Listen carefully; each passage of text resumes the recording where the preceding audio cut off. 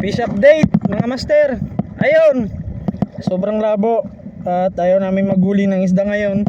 Nagtanggal lang kami ng kati. Wala kami huli ni Tito Luz.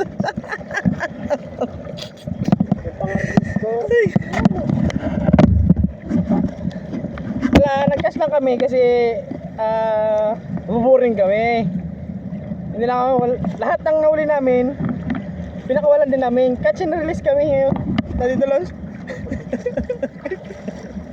Catch and release, kaya walang laman yung tuga namin. Ginamit na ni Tito Luz sa lahat ng lure niya. Sobrang linaw ng tubig. Shout out, Sibuyan Tackle. First gamit ko sa'yo, wala na uli. Ang labo. Ano talaga ang buhay, minsan buhay ng mga angkler, minsan meron, minsan wala. Kasi pag alam ng malabo at mahangin, malakas, huwag na magtuloy.